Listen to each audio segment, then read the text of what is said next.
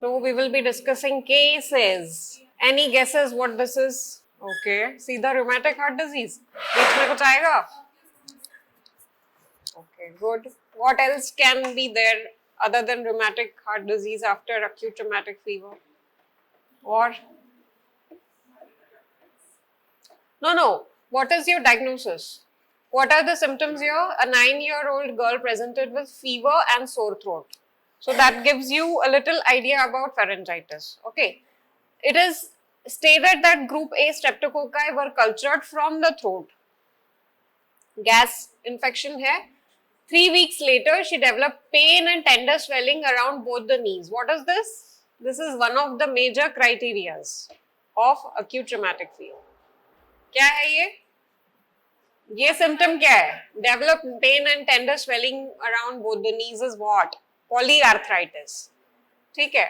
If यहाँ पे एक knee भी involve होता तो monoarthritis.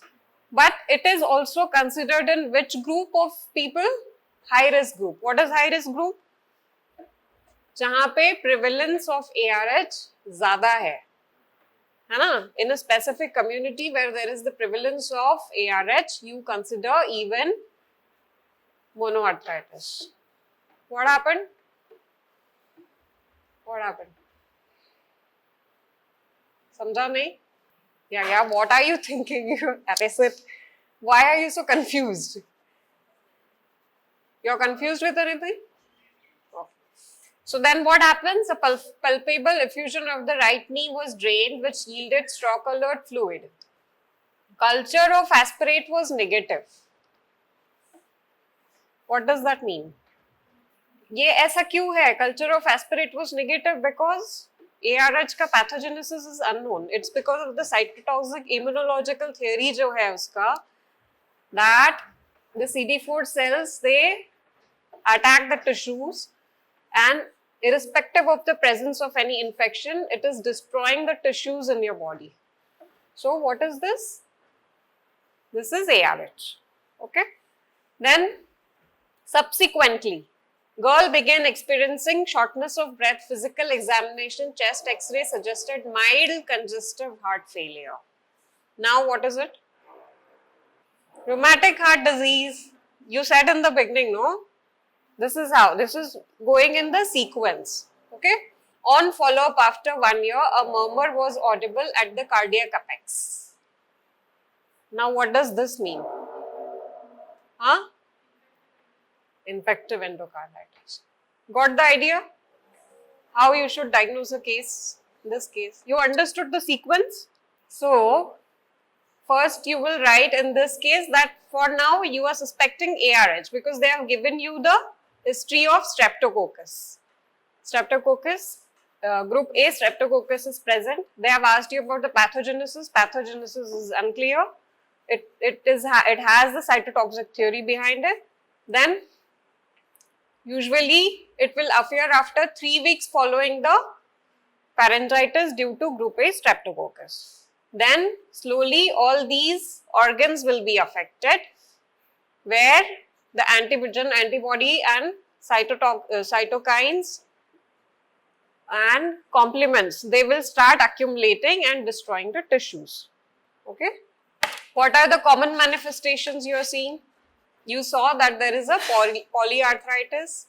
It involved the tissues of the heart, pancarditis. Subcutaneous nodules.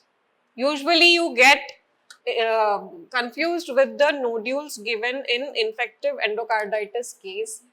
In that case, there could be painless or painful nodules. But in this case, there will be painless nodules. Right?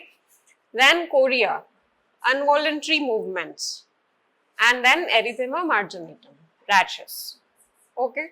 This is all about common manifestations in RHD. Modified Jones criteria that you use to diagnose. We discussed about two populations, low risk and high risk. High risk is involving higher prevalence of RHD in the given community. So, just notice what is happening here. Over here you can see even a monoarthritic case can be considered. Rest all things remain the same. Okay. What are the minor criteria? Easy to remember. What is this? Arthritis. This is infection, inflammation. Arthralgia is the pain. Okay. So this arthralgia is considered where? In minor criteria. Then fever, erythrocyte sedimentation rate more than 60, CRP and prolonged PR interval. All these are minor criteria. How do you diagnose it? You have to have either 2 major criteria or 1 major plus 2 minor. Okay. In case of recurrent, it remains the same. Otherwise, also 3 minor criteria. Just remember, this is modified Jones criteria. This is the diagnostic criteria. These are major and minor criteria. And this diagnostic criteria comprise of these 2 specific criteria comprising all these typical elements. Okay. What about this case? Black shirt. Read the case. What is the clinical diagnosis? Why rheumatic heart disease? The repeated sore throat, fever in the past. So this is streptococcal infection. Then migrating joint pain. Then congestive heart failure. So this is pancarditis. So what is your diagnosis? What about this case?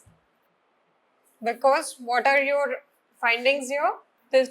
This you remember, migrating polyarthritis, and you will get the typical signs. See, here you have been given shortness of breath, palpitations are there, abnormal movements. What is this abnormal movements? Chorea, migratory polyarthritis. So this is RHD.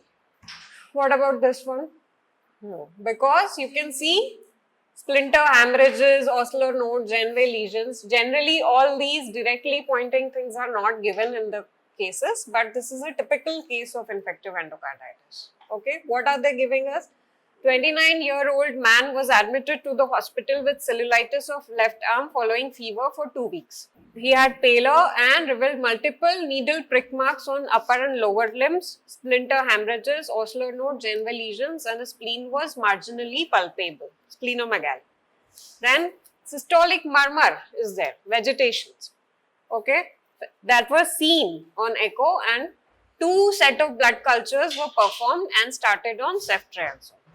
Okay, but this blood culture revealed what? MRSA. So now will this ceftriaxone work on MRSA? No. Why? So what should be given? Vancomycin should be.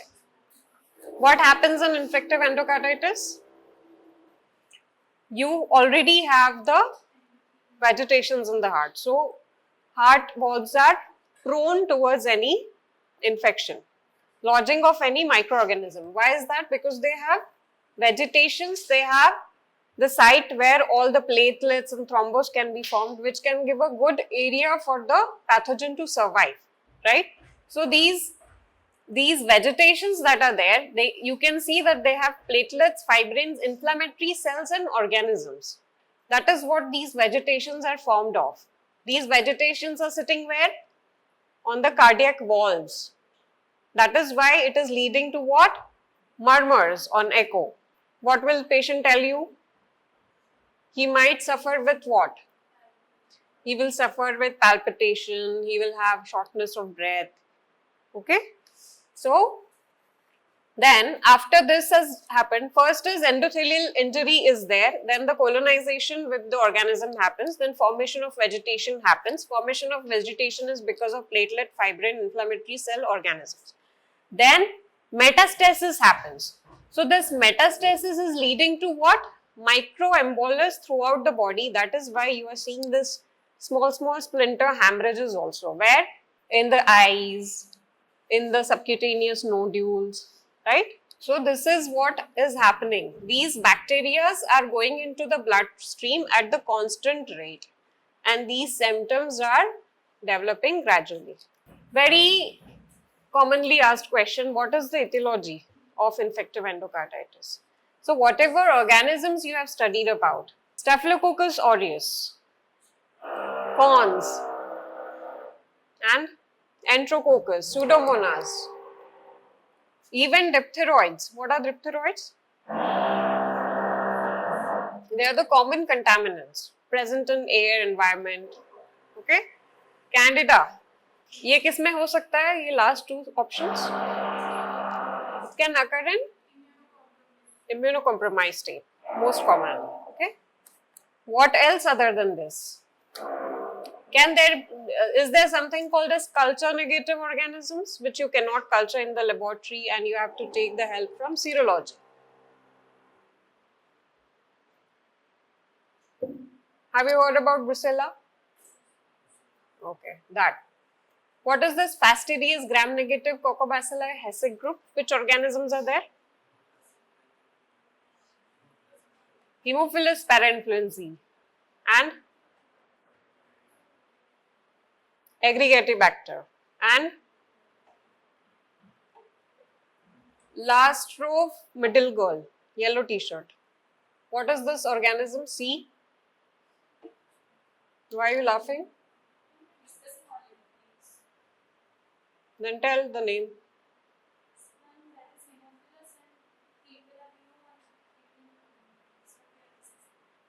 What is the last one? And this?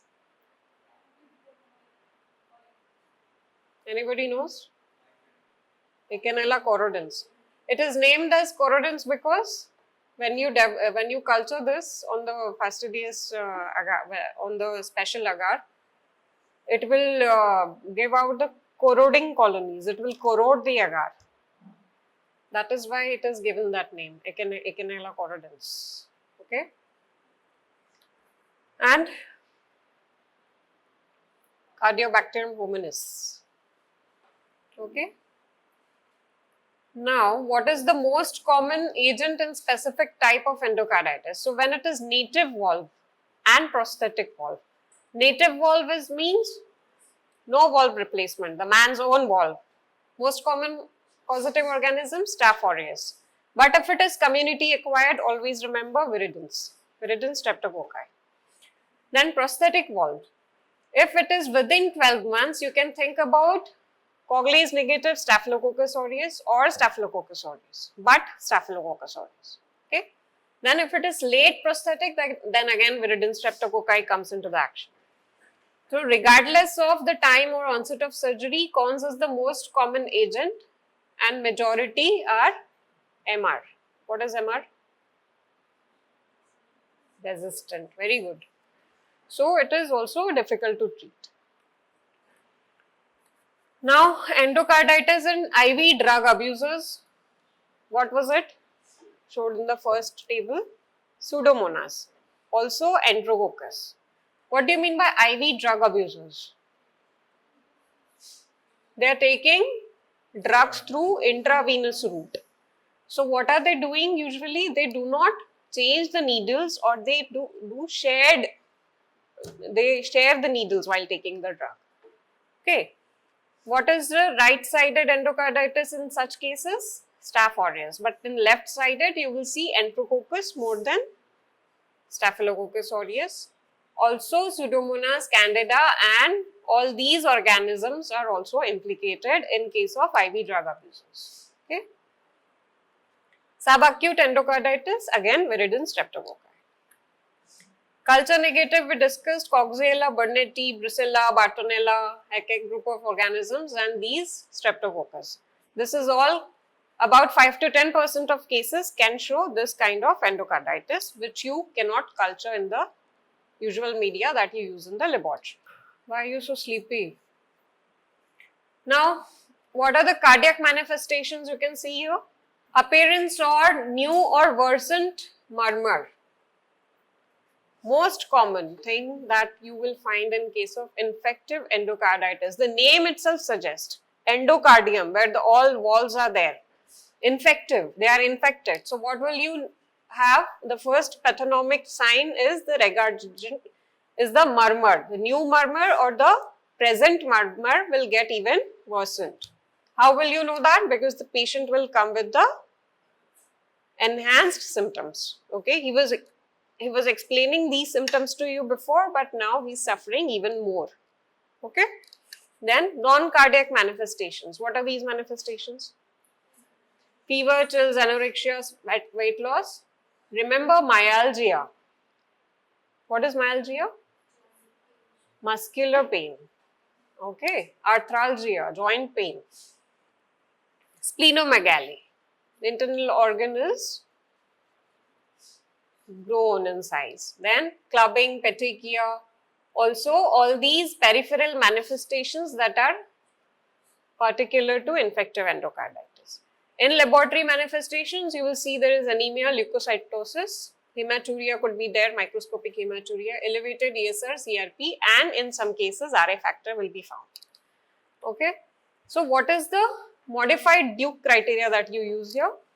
The major criteria has two things. What is the first thing? Is the positive blood culture and evidence of endocardial involvement. How will you see this endocardial involvement? Through radiology, right? You will see this through a radiological evidence and positive blood culture through microbiological evidence. Where will you find this positive blood culture? How many blood cultures will you take? In case if you are taking 3 blood culture, it should be 30 minutes apart, and the time difference between the first and the third blood culture should be more than 1 hour. But this should be taken within 24 hours. Okay. And if you are taking 2 sets, what do I mean by set? I am taking 2 blood culture bottles, 10 ml each, one for aerobic, one for anaerobic. Okay. So if I am taking 2 sets, then it should be 12 hours apart. Okay. Now, if there is one more thing that could be given, single positive blood culture for Coxiella burnetii is also applicable, or immunoglobulin G titer is found to be more than 1:800. In this case, it can also be considered into the major criteria. This is the exception. Okay. So what are the two things? Positive blood culture and echocardiogram, positive echocardiogram. Okay. Understood? Then minor criteria. Minor criteria would be, first, why is it happening? Because heart condition is not good. So there should be some predisposing factor. If the patient had pharyngitis before, if the patient had any valvular disease before, he is prone to infective endocarditis. Or even in case of IV drug abusers, it is possible. Okay, because they are directly injecting into the blood, this blood microorganisms can go and get lodged into the cardiac valves. Okay, this is one of the minor criteria. Then fever. What is the fever? More than 100.4. This 38 degrees fever, this is a very important finding in the microbiology. Okay, even hospital acquired infection has this in the definitions, and all the major diseases like this, you have to think about 100.4 Fahrenheit fever. Okay. Then vascular phenomena. We discussed about the vascular phenomena, what was happening here. All the microembolus was going and getting lodged, and so blood flow was getting hampered. At some places there were hemorrhages because of the pressure. Okay. Then immunological phenomena. I was asking you about one more sequel to pharyngitis. What would be that? That could be PSDN. What is PSDN? Post streptococcal glomerulonephritis. So in this case, you can also see glomerulonephritis, Osler's nodes, RA factor would be there. This is all immunological phenomena and microbiological evidence of a positive blood culture, but not meeting the criteria. What was the criteria? 2 sets of blood culture, right? Here, even 1 blood culture you can consider into the minor criteria. So then, definitive endocarditis we will say when there is 2 major criteria are present, or 1 major and 2 minor criteria are present, or 5 minor criteria are present. Okay. Did I say 2? Here we have 1 major and 3 minor criteria. This case was given to you in SDL class last time, where we had 1 major criteria and 3 minor criteria. Okay. Now, blood cultures we discussed, echocardiography we discussed, non-blood culture test. We will do serological test in these cases where you check for IgG antibodies, or special stains can be used which are used to stain these particular organisms, and you can go for antibody techniques through direct fluorescence or PCR. These are all non-blood culture tests. What about this case? It's written here, this is also infective endocarditis. Can you tell me the criteria? Which criteria it is following? Fever? Fever, okay. And? Clubbing of fingers, enlargement of spleen, okay. And? So there is one major and 3 minor criteria. Okay, this is infective endocarditis. What about this? कौन बोला dinghy? ये या ये? तुम? Who says dengue? Who says ARH? Why dengue now? Back pain. I'll tell why he said dengue, because he read the second question. List the viruses that can cause hemorrhagic fever. उसने ये पढ़ के बोला dinghy है. तुम लोग मुझे ये बताओ कि ये डेंगी क्यों है? थ्रोम्बोसाइटोपेनिया तो डेंगी है.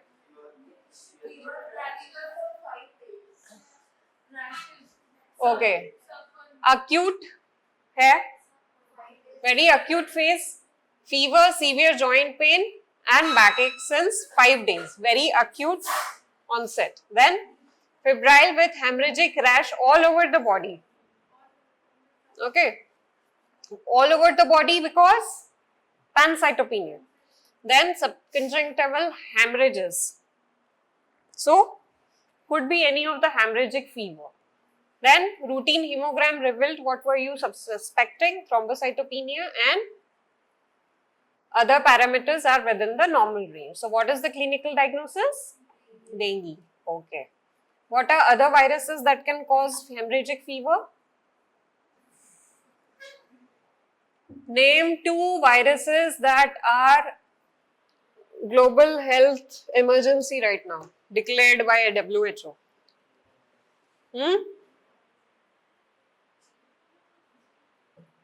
Currently, who is watching football?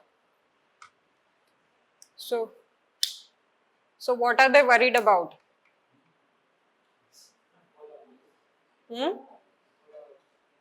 They are worried about Ebola virus. Okay. What precautions are to be taken? What is the transmission route of? Where is Ebola virus right now? Which country?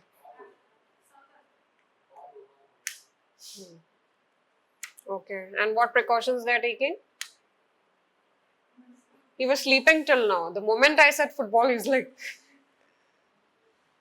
what precautions are they taking? What's the route of transmission?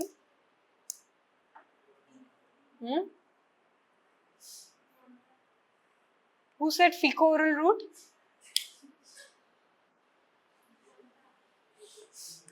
No. You said contact. Contact is right. Don't say fecal-oral. Yes. Prolonged contact with the body fluids and direct contact with the patient. Prolonged contact. So, what else is there? Okay. So, the question was asked that what other viruses can cause such fever?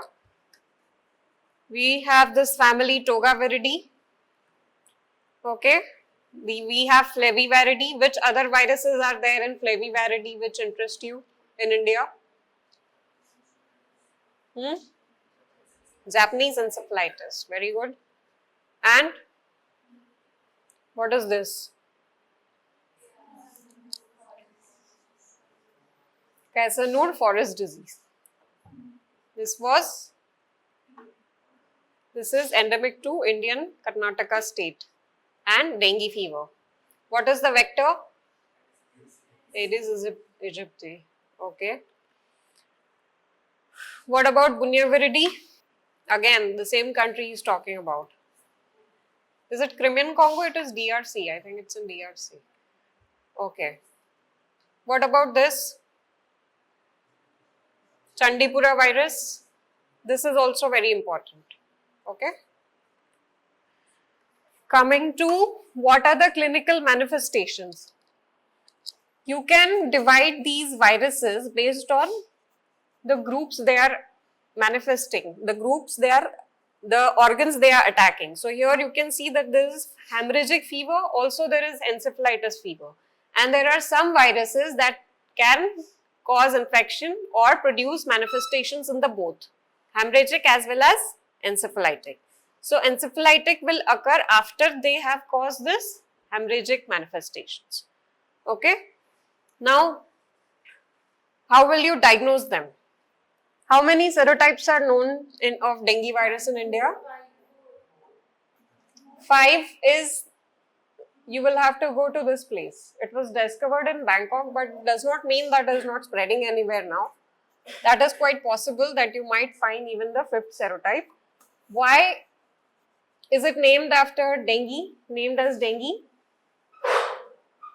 Because Dinga, the person who is suffering with dengue, walks very carefully because of all the pain in the joints.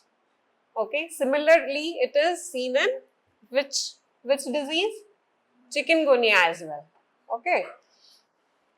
Aedes aegypti is the principal vector. It is a nervous feeder. What do you mean by this? It means that this mosquito feeds on different persons for his meal. It never drinks blood from single person. So, the chances of transmission are very high. Okay. Now, what happens when there is a primary dengue infection? There are 2 kinds of antibodies. First is neutralizing antibodies, which can neutralize other serotypes also.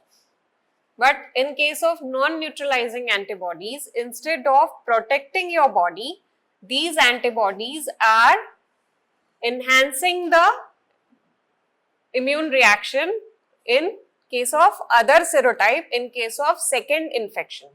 That is why reinfection, dengue reinfection is very severe.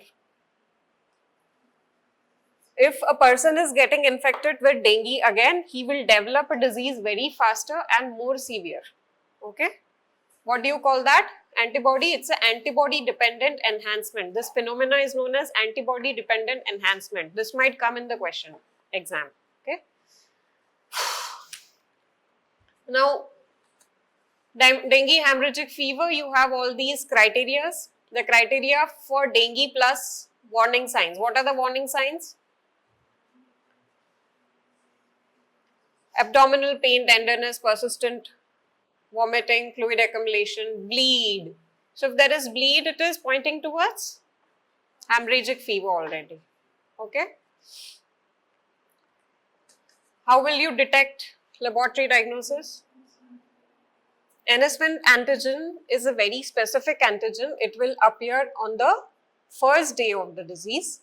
That is why if the question asks, patient comes to you with the history of fever, 3 days they will ask you. If it is a 3 days, you will always put up what? NS1 antigen. What is the full form of NS1 antigen? Non-specific antigen. Okay. Then IgM and IgG, all the hemorrhagic fever, all the virus related fevers, you can write about IgM and IgG. IgM in the acute phase, IgG in the chronic phase. IgG takes about 2 weeks to develop. IgM takes about 4 to 5 days to develop. Okay. Then, if there is a past infection, you will see IgG. Chikungunya. What happens in chikungunya again? Transmission is by, again, Aedes mosquito. What will you see here? Migratory pain, joint swelling, then headache, muscle pain, tenosynovitis. So this tenosynovitis that is written here, it is not seen in dengue. Okay, so if you find this word in the question, you can write that this is chikungunya. Okay. These are all the differences between the two. You can see that acute fever is acute in case of chikungunya. It gradually rises, but not as gradual as seen in bacterial infections, about 5 to 7 days. Then tenosynovitis is common in chikungunya. Rest other thing almost remain the same, but what will you see here? Hematocrit remains normal in case of chikungunya. In case of dengue, it can increase. Okay. Rest these things you have already studied a lot. Retroorbital pain is very common in dengue. A patient will come with the severe retroorbit, the worst headache of his life. Like that he'll come and tell you. Okay. Paysanur forest disease is the same. What about these two viruses? Ebola virus he told. What about the hantavirus? Is it a hantavirus or haunted virus? What do you require for hantavirus to spread? Whose body fluid? Huh? Dinosaurs? Hantavirus spreads through rodents. Okay? You require rodents for the spread of hantavirus. Jaundice. Jaundice is one of the syndromes. What is happening here? Can I point out, can I give a hint? Rice farmer. Leptospirosis. Very good.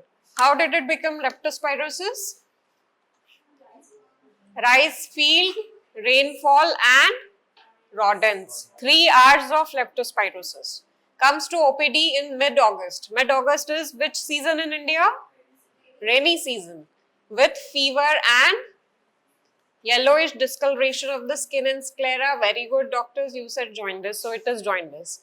Then on examination he has hepatosplenomegaly. What are the 5 significant pentad of the leptospirosis? Fever, jaundice, hepatosplenomegaly, thrombocytopenia. These are all significant for leptospirosis, right? Then he has oliguria and uremic. Clinical condition is leptospirosis. What is the mode of transmission? Through rodents, rodents urine. Okay? And what happens?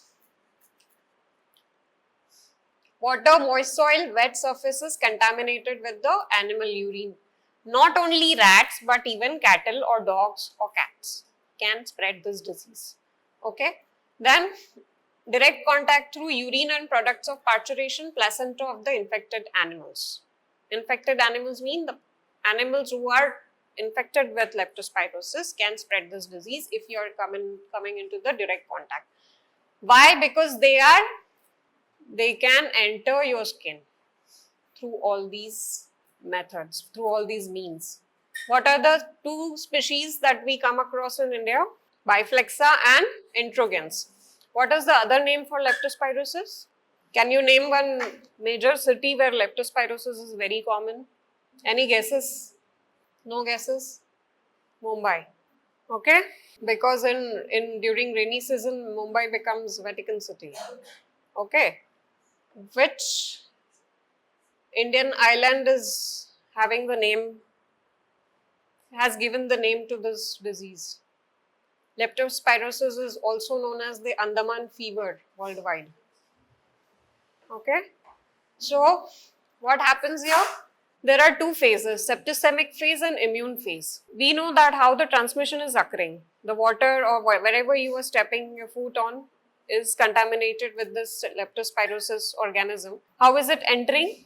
It can readily enter through mucosa. So, it can go through conjunctiva or oral or any mucosal cavity or abraded skin. So once it enters the bloodstream and then it will disseminate to other organs. So what will happen? It will cause the vascular damage. It releases certain enzymes which causes the damage, and then immune phase starts. So during immune phase reaction, antigen antibody complex will go and deposit in various organs. So this is very common pathogenesis for many other diseases. You just remember this for leptospirosis also. So when this is going and lodging in the renal, in the kidney, where can you, which specimen will you take to identify leptospirosis? Diagnosis becomes very easy in the prevalent areas because you just have to take the urine sample and perform which microscopy? Can you see it in the under light compound microscope? They are very minute. So what do you need? You need dark ground microscope or phase contrast microscope. Or what other specimens you can take? Blood and CSF also, depending on the progression of the disease. Okay. What is the characteristic thing about this? Hooked ends like umbrella handle. The spirals are very tightly coiled and they have umbrella handle like hooks in case of leptospira. What antibodies you will see? Again, IgM and IgG antibodies. There are special medium by AMGH medium by all these 4 people who discovered it and these people who have discovered the medium for this. Prolonged incubation period at 30 degree, 4 to 6 weeks. Molecular methods and non-specific findings, KFT and LFT deranged. Okay. Same thing again. What about this? Why Cryptococcus? Cryptococcus is a true yeast or yeast-like. HIV patient with fever and hypotension, he wants to say opportunistic infection, that's okay. But budding yeast cell, has it been a true yeast cell? It could have been a Cryptococcus. But budding yeast cell is what? It's a yeast-like. So which yeast-like organism is it? Candida. Okay, don't miss on the very common clues like budding yeast cell. It's लिखा हुआ है budding yeast cell. It's yelling, I'm budding, but no, it's Cryptococcus. What is the clinical diagnosis? It's in the blood. So what is the clinical diagnosis? What candidiasis? Blood culture. What candidiasis is? Local or systemic? Okay. Etiological, likely etiological agent? Candida albicans. Okay. Name the risk factors. Sit properly. You are not sitting in the Lodi gardens. Huh? One very important thing that we forget these days. Prolonged antibiotic usage. Okay? What are the other clinical manifestations? N number of clinical manifestation. Can cause infection in every other organ of the body, even can cause brain abscess. Okay? Various modalities of the laboratory diagnosis. What's your name? Huh? Bunty? Okay, Bunty, what are the various modalities of laboratory diagnosis of Candida? Can I do gram stain? Can I do blood gram stain? Here it is given, it is found in the blood culture. What should I do? I will further speciate this Candida and find its sensitivity pattern and treat the patient with IV antibiotics. Okay? What is this?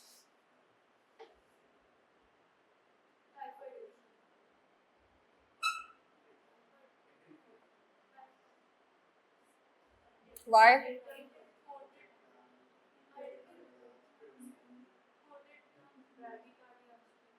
Okay, do I need to discuss this? Enteric fever. How is the disease transmitted? Fecal-oral route. What are the causative organisms?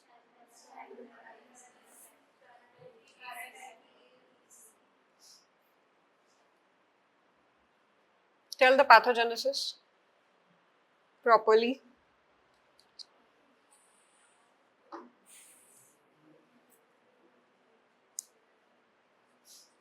So whenever you are asked about the pathogenesis, there are certain things you have to mention. You have to mention that it spreads through fecal-oral route. It goes to the enteric epithelial cells, M cells that line the intestine. After endocytosis of the bacterium, they enter where? Macrophages in the submucosa. But they survive the lysosomes within these macrophages. Then these macrophages will go where? Where do all the macrophages go? Where will they go? Spread via lymphatics too. So first they'll go to lymphatic system, then they'll go to bloodstream. From bloodstream they will spread to mostly reticuloendothelial organs and other organs. Okay. Then secondary bacteremia will occur and other manifestations will be seen. What is the significant fever here? Which kind of fever? What is stepladder pattern fever? Never comes down to normal but gradually increases. Okay. Then what is this? In the first week of infection, what will you take? And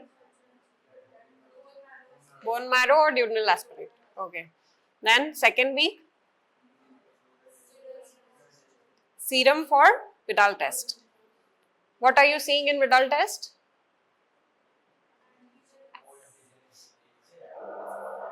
antigen तुम्हारे पास है, तुम क्या देख रहे हो?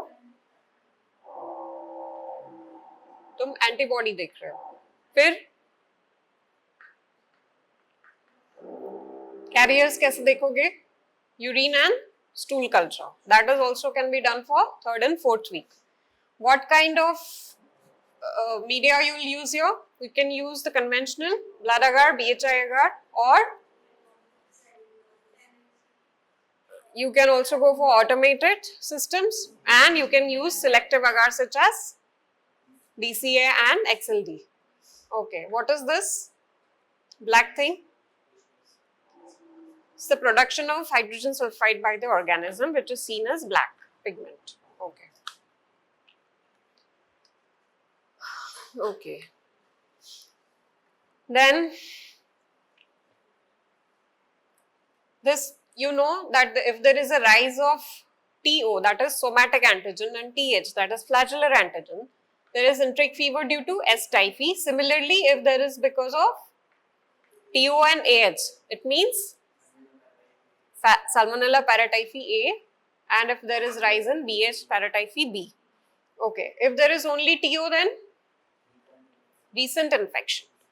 Okay, if there is only TH, then could be convalescent stage or anamnestic response. Anamnestic means false positive because of other disease. Could be any other disease. Could be dengue but coming out positive for Vidal. Okay. Then if there is rise of all three, it means the patient is vaccinated. Okay. Then there is Typhi dot test where you see IgM and IgG. Similarly, all other antibody detection tests are there. Ideal Tubix test, IgM dipstick test. These are all antibody tests. Okay. Needless to mention, ELISA, PCR are always there. Then detection of carriers can be done through urine and stool cultures or detection of VI antigen in the blood serum. Okay. What about this? It's the same thing. What is this?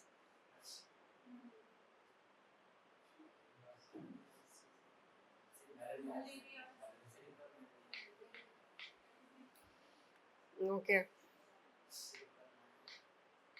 Anybody thought otherwise? Everybody was right? Malaria? Malaria, do I need to mention? What are these? In case of Plasmodium vivax, this is a thin blood smear that you use for speciation. You use thick blood smear for quantification. Then you see all these forms that are present. This is for Plasmodium vivax. What is more easier to diagnose? Plasmodium falciparum, because the gametes are typical, right, banana shaped, and these multiple ring forms can also be seen. Okay, what is this? This is also easy. Amoeboid, this, what do you call this thing? Fimbriated RBC. And in case of malaria, this fimbriated RBC can be seen in ovale. Okay.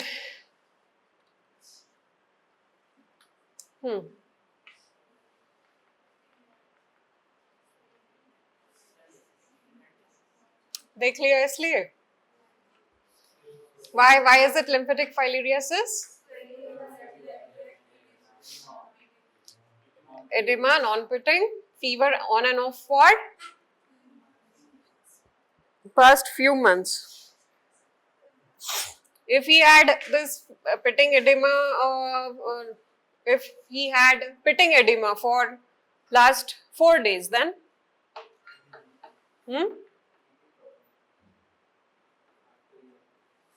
okay. What is the clinical diagnosis? You said lymphatic filariasis. How did you arrive to it? Prolonged incubation period and swelling of left leg with non-pitting edema. What are the etiological agents? And Brugia Timori. What is the difference? What do you perform? Again you perform PBS? What do you see?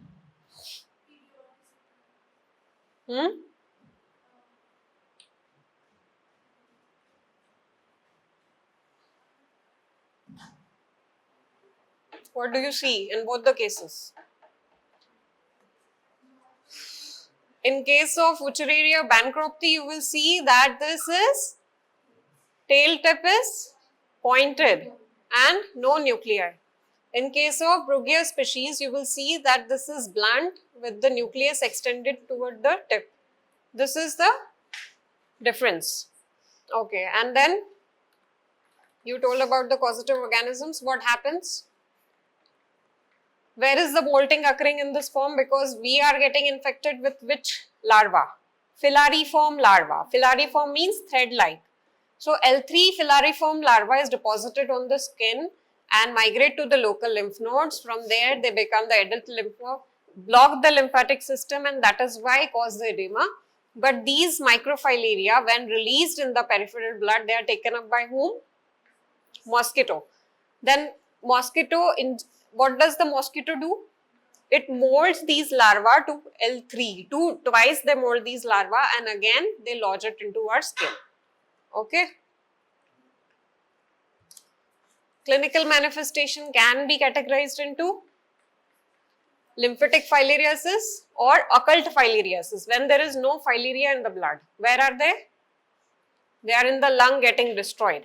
That is why you will see that is why it is also known as pulmonary eosinophilia. You will see pulmonary manifestations in this case and immune complex mediated manifestations. Similarly as immune complex deposition in the joint, brain and all those organs. Okay.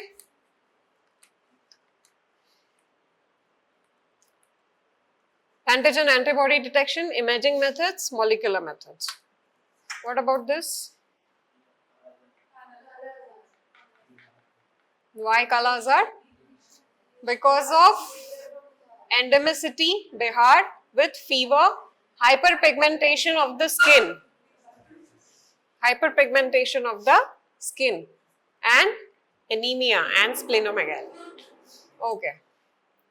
What is the infective form?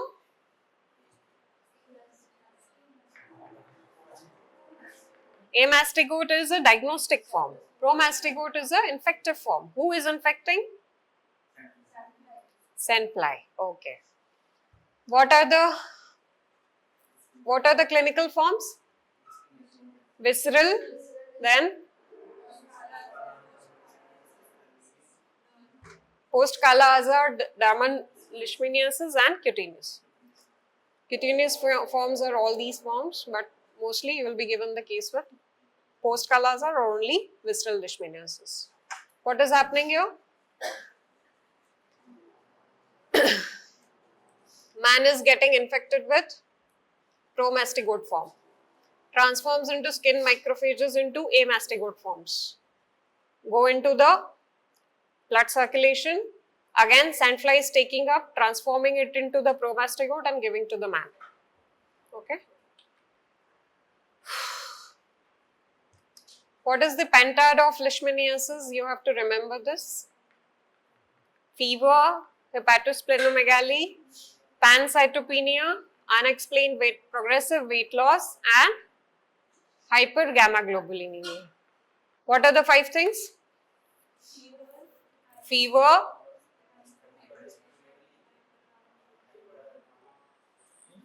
globulinemia, progressive weight loss,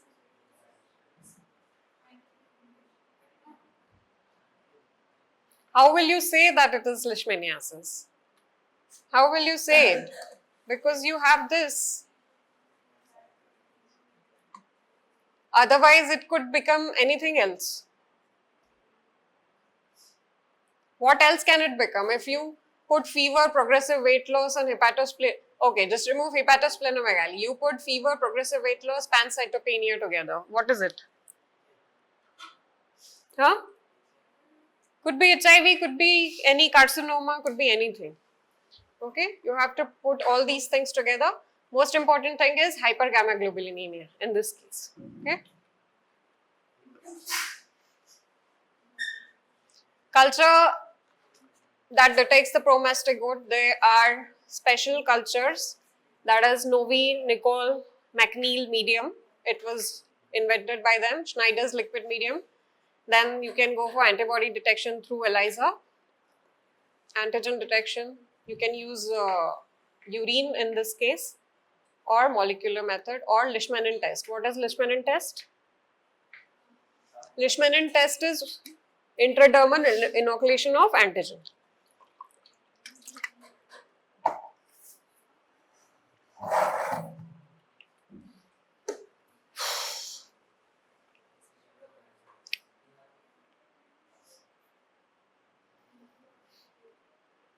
Same. What is this? Without reading the question. All the truck drivers have HIV. That's not the case. You should always. What are your findings? Why is it? How have you arrived to this diagnosis? Past 3 to 4 weeks. Diarrhea for past 3 to 4 weeks. So this is chronic diarrhea, persistent chronic diarrhea. What happens? History of unprotected sex. So there is history of possible transmission. Then lymphadenopathy involving inguinal region, axilla and neck. Okay. You remember this algorithm? There are 4 strategies given by NACO. The first one for transfusion or transplantation, you use this during blood transfusion in the patients. Whatever blood is being transfused, you check that for HIV before transfusion. If it comes negative, if it comes positive, you discard the blood.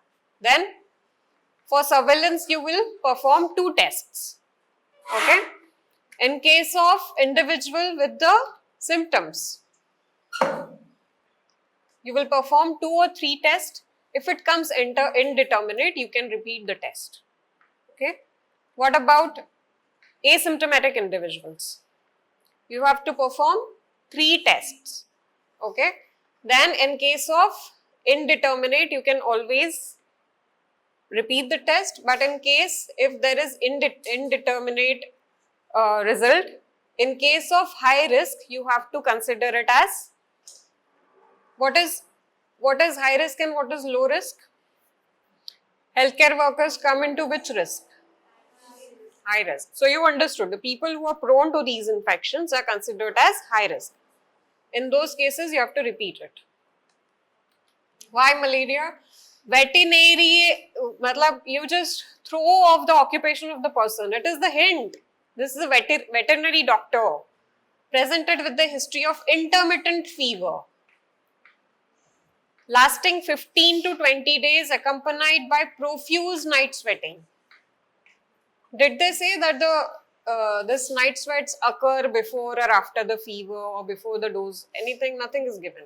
Then on examination, he was febrile, showed mild anemia, had hepatosplenomegaly. Okay, don't get confused. Whenever they have given some hint to you, take it.